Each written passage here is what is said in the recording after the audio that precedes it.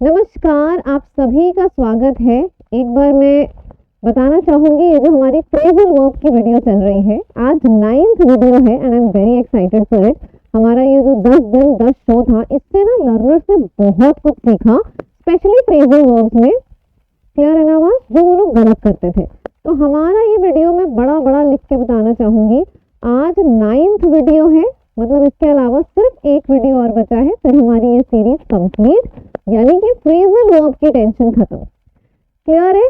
तो चलो जी, फिर शुरुआत करते हैं फ्रेजल वर्ब से।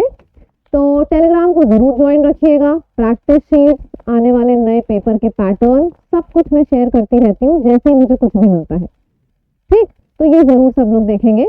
इसके बाद अपना जो हमारी फ्रेजल वर्ब बचे थे, कुछ कुछ इम्पोर्टेंट जो सीरीज में बचे थे, आज और कल में हम ओवर कर लेंगे, मतलब 9th और 10th सेशन में। ठीक है, तो होल्ड अप का मतलब होता है डीले करना, रोक देना किसी चीज को। The traffic was held up, pen का कलर चेंज कर लूं, ड्यू टू एन एक्सीडेंट। अच्छा देखो, होल्ड अप है, अब अगर होल्ड अप की जगह पे हेल्ड अप आ गया तो आप लोग ये तो नहीं सोचते हो कि दोनों का मीनिंग अलग अलग है। Hold up and held up अलग अलग मीनिंग नहीं है, दोनों मतलब वर्ब का फॉर्म चेंज हुआ है, मीनिंग सेम है, यानी कि रोक देना। तो हेल्ड अप इज रोक देना। ठीक है, the match was dash for over an hour due to heavy rain.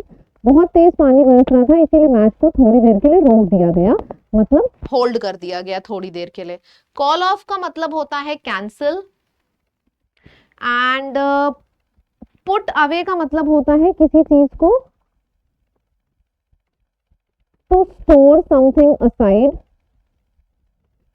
To store something aside. And broken down का मतलब होता है कोई चीज रुक गई काम करते करते, stopped functioning, something stopped functioning. तो ये हो गया हमारा। अब जैसे होल्ड वर्ड है, ये बहुत इंपॉर्टेंट है, तो मैंने होल्ड के लिए कुछ और वर्ड यहाँ पे, कुछ और फ्रेजेस आपके लिए लिखे हैं। जैसे होल्ड अप आपने किया ना, होल्ड अप हम लोग कर चुके हैं।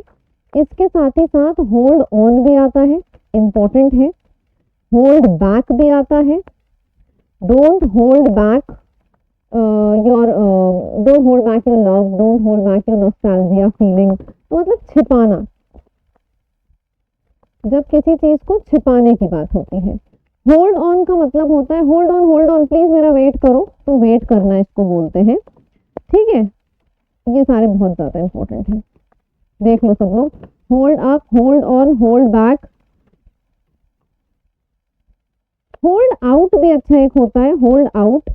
इसका मतलब होता है जब हम किसी चीज में टिके हुए हैं, तो टिका हुआ, टिके हुए रहना। तो ये सारा आता है होल्ड से रिलेटेड जो इंपॉर्टेंट है। आई होप आप लोग नोट्स भी बना रहे होंगे, सब कुछ बढ़िया से कर रहे होंगे, है ना। चलो नेक्स्ट आपके सामने आ जाता है डील इन। अरे बहुत गजब का इडियम, बहुत गजब का फ्रेजल वर्ब है। डील इन का मतलब होता है जब आप किसी बिजनेस में डील करते हो, deal in some business, deal in some kind of, ये क्या बोलते हैं, मैंने बिजनेस शुरू किया, मैंने सामने वाले ने मेरे से पूछा कि तुमने जो बिजनेस शुरू किया है तुम किस पे डील करते हो। डील इन करते हो मतलब किस बिजनेस में तुम डील इन करते हो, तो बिजनेस के संग डील इन आता है, इंपॉर्टेंट है। और डील आउट, अब इन आया है तो आउट भी बता दो।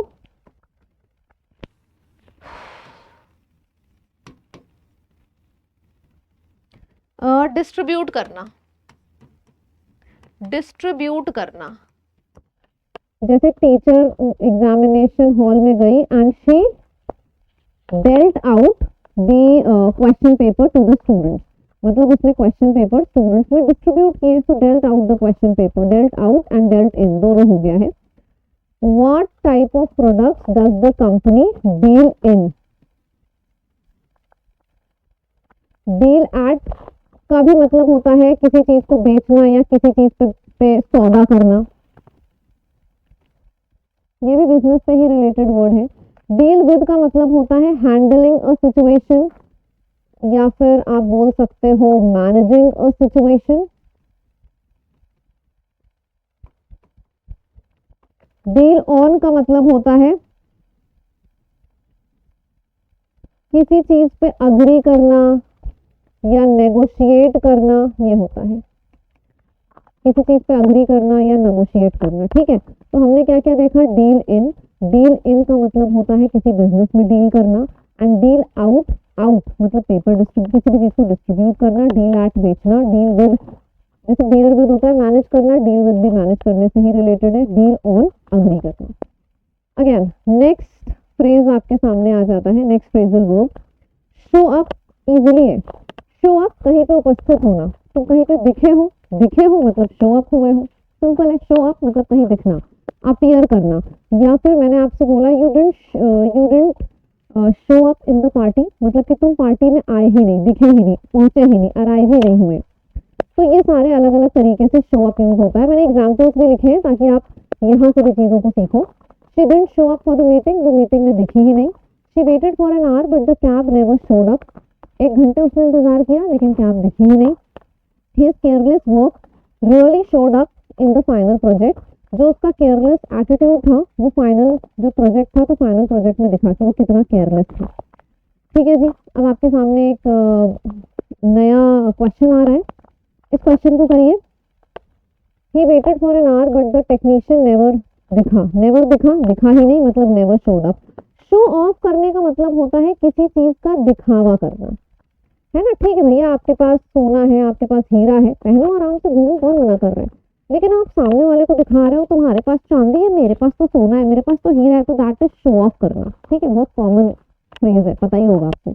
शोड अराउंड का मतलब होता है किसी को गाइड करना, है ना, guiding somebody. And showed out का मतलब होता है किसी को बाहर का रास्ता दिखाना। शो आउट, शो मतलब दिखाना, आउट मतलब बाहर का रास्ता। शो आउट यानी कि किसी को बाहर का रास्ता दिखाना, बाहर का रास्ता दिखाना। दैट्स इट, ये हो गया हमारा बस। Show in, show up, show down, show off, इससे रिलेटेड शो से बाहर नहीं आएगा। चलो अभी टाइम बचा है, एक और कर लेते हैं। तो ये आपके सामने आ जाता है हैंड ओवर, किसी वस्तु या जिम्मेदारी को किसी दूसरे व्यक्ति को देना। मतलब आप मैं यहाँ पे नहीं हूँ तो मैं ये जिम्मेदारी तुम्हें दे रही हूँ।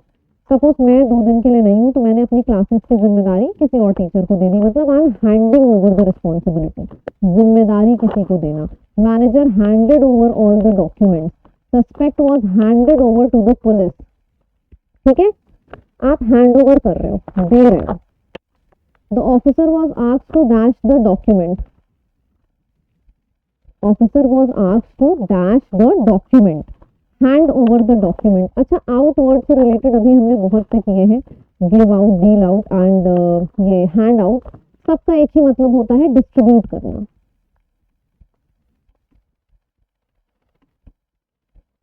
हैंड डाउन, ऊपर से नीचे किसी चीज को पास करना, हैंड डाउन। हैंड ओवर अगर मैं अपने दोस्त को कोई चीज दे रही हूँ, हैंड डाउन अगर मैं अपने एक जनरेशन जब दूसरे जनरेशन को देती है, पास ऑन करती है, तो वो हैंड डाउन हो जाएगा। यहाँ पे हमेशा एक चीज एक जनरेशन से नेक्स्ट जनरेशन में पास करी जाती है, इसी वजह से हैंड डाउन वर्ड लिखा है। और हैंड इन का मतलब तो सिंपल होता है सबमिट कर दो। वो क्वेश्चन पेपर जो एग्जामिनर ने हैंड आउट किए थे, मतलब तुम्हें दिए थे, डिस्ट्रीब्यूट किए थे, वो वाले पेपर का जो आंसर शीट है वो अब तुम मुझे हैंड इन कर दो, यानी कि वो अब तुम मुझे सबमिट कर दो। जो पेपर हैंड आउट किए थे वो पेपर हैंड इन कर दो, सिंपल। जो दिए थे वो वापस कर दो, दैट्स इट। मतलब अगर हम यहाँ पे बात करें तो आज की क्लास में हमने लगभग 22 से 25 वर्ड के बीच में फ्रेजल वर्ब्स कंप्लीट किए हैं। तो यस, बड़ा लिखना चाहूंगी कॉन्फिडेंस के संग। आज हमारी क्लास 9th थी, लास्ट क्लास यानी कि क्लास 10, और कुछ 20-25 इंपॉर्टेंट फ्रेजल वर्ब्स और बचे हैं। That's it. उसके बाद आप रिवाइज करते रहिएगा। ये phrasal verbs fill in the blanks and ये क्लोज टेस्ट हर तरीके से पूछे जाते हैं एग्जाम में। ठीक है। अच्छा, एक चीज और बता दूं, IB ACIO ग्रेड 2 का अगर आप बैच ले रहे हो तो इसके इसी बैच में आपका IB का जो एक ऐसे आया है ना, ऐसे, उसकी भी प्रिपरेशन हो जाएगी 2 in 1। तो अगर आप करना चाहते हो जरूर लो IB, चाहे ACIO पढ़ना हो चाहे ऐसे, इस बैच से हो जाएगी। तो इस बैच में जरूर एडमिशन लें अगर आप लेना चाहते हैं। MTS का बैच, अगर आप MTS बैच में एडमिशन लेना चाहते हैं, क्योंकि इस बार MTS में बम्पर वैकेंसी आई है। एंड फाउंडेशन अगर आप CGL CHSL लेना चाहते हैं। ये सारे बैचेस आपको लैब की ऐप पर लाइव कोर्सेज में मिलेंगे। एंड कोड है कोड लैब ही है।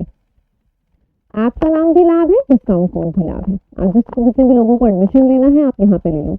वीडियो अच्छा लगा तो कमेंट सेक्शन में लिख के बताइएगा, जो एक्स्ट्रा फ्रेजल वर्ब्स में डालती हूँ या फिर ऑप्शंस में डालती हूँ, अगर वो सारे अच्छे लग रहे हैं कमेंट में लिख के बताइएगा। और चैनल को सब्सक्राइब करना तो बिल्कुल ना भूलें, क्योंकि इसी तरीके के अमेजिंग वीडियोस आपको मिलते रहेंगे और वो भी नए नए एग्जाम के पैटर्न पे। ठीक, बाय बाय।